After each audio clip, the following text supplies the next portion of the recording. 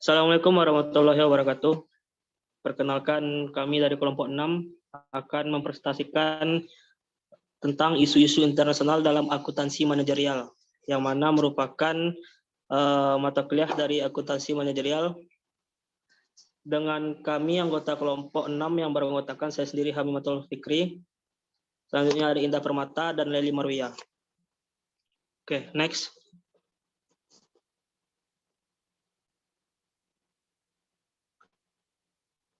Oke, yang dibahas di sini pertama ada tingkat keterlibatan dalam perdagangan internasional, yang kedua impor dan ekspor, yang ketiga anak perusahaan yang dimiliki penuh, yang keempat joint venture, yang kelima pertukaran mata uang asing, yang keenam hedging, yang terakhir etika dalam lingkungan bisnis internasional.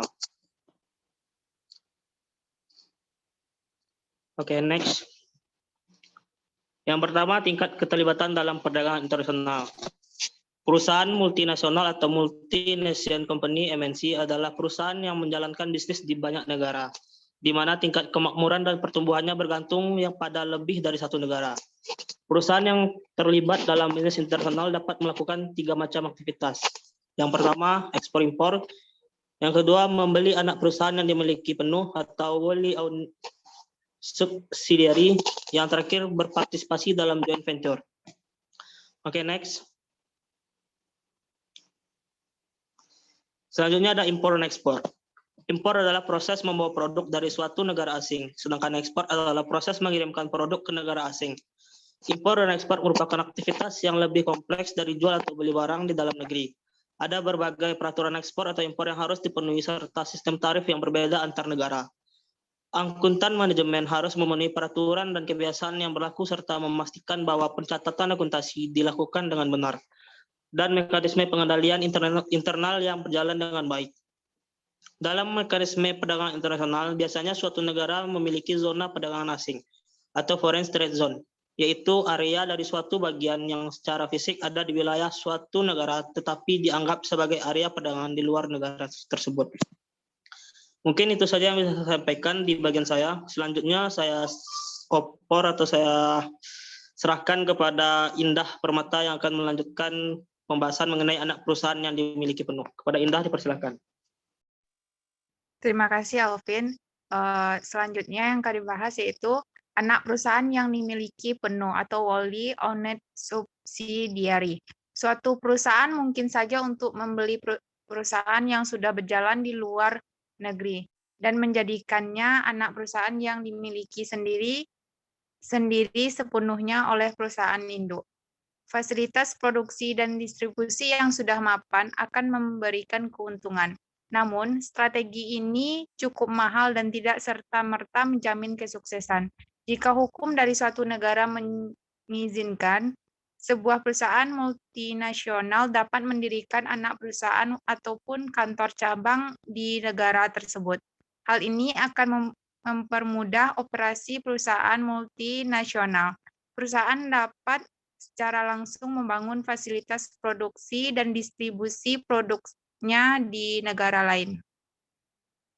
Selanjutnya, joint venture. Joint venture atau patungan adalah suatu bentuk kemitraan yang mana beberapa investor bergabung dalam kepemilikan perusahaan. Terkadang joint venture memang dibutuhkan karena adanya peraturan hukum. Di Cina, misalnya perusahaan multinasional tidak diperbolehkan untuk membeli perusahaan ataupun mendirikan perusahaan cabangnya sendiri. Sehingga perusahaan multinasional perlu membentuk joint venture dengan perusahaan Cina. Terima kasih.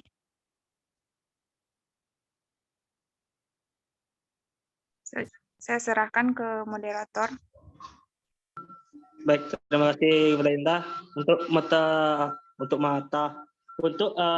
pertukaran mata uang asing, materi akan disampaikan oleh Leli Marwiyah. Kepada Leli dipersilakan. Selanjutnya adalah pertukaran mata uang asing. Pada saat perusahaan beroperasi di lingkungan bisnis internasional, digunakanlah mata uang asing. Mata uang asing dapat ditukarkan dengan mata uang dalam negeri maupun suatu nilai tukar atau exchange rate. Masalah muncul karena nilai tukar mata uang dapat berubah setiap hari sehingga terjadi ketidakpastian akibat fluktuasi nilai tukar. Akuntan manajemen memainkan peran penting dalam manajemen risiko mata uang, yaitu pengelolaan yang dilakukan perusahaan terhadap risiko transaksi ekonomi dan risiko translasi sebagai akibat dari fluktuasi nilai tukar mata uang. Yang pertama adalah risiko transaksi, yaitu kemungkinan bahwa transaksi kas di masa datang dipengaruhi oleh perubahan nilai tukar mata uang. Yang kedua adalah risiko ekonomi, yaitu kemungkinan bahwa nilai sekarang dari arus kas di masa datang dipengaruhi oleh perubahan nilai tukar mata uang. Yang ketiga adalah risiko translasi atau akuntansi, yaitu suatu tingkat di mana laporan keuangan perusahaan dipengaruhi oleh perubahan nilai tukar mata uang. Perdagangan mata uang dilakukan dengan menggunakan spot rate, yaitu nilai tukar suatu mata uang terhadap mata uang lainnya dalam kurun waktu yang singkat. Selanjutnya adalah hedging. Salah satu cara mengamankan pertukaran mata uang asing dari keuntungan ataupun kerugian adalah melalui hedging atau lindungi nilai. Biasanya suatu forward exchange contract digunakan sebagai hedging.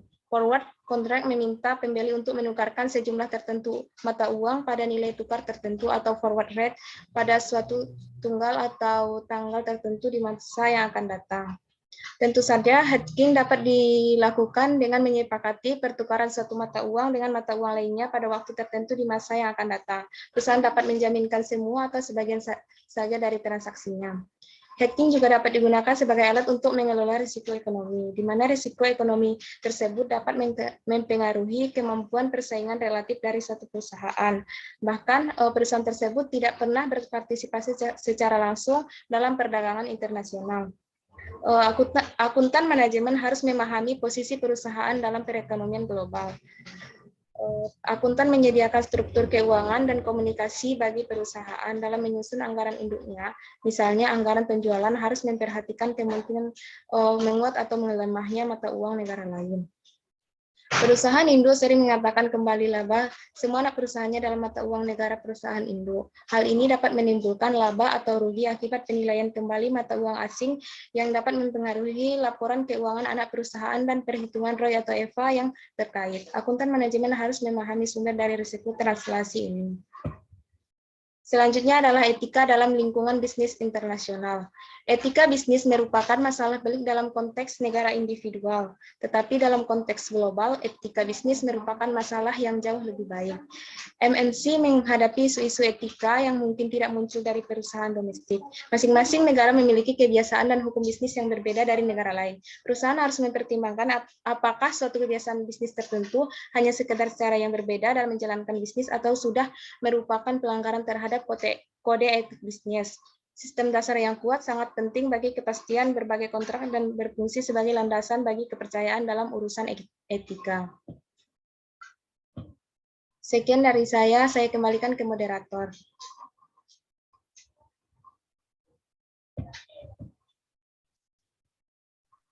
Baik, terima kasih kepada Lili atas kesempatannya. Mungkin hanya itu yang bisa kami sampaikan ya, atau kami paparkan dari kelompok 6. Apabila ada kesalahan dan kekhilafan, kami minta maaf. Wabillahi taufiq wal hidayah. Wassalamualaikum warahmatullahi wabarakatuh.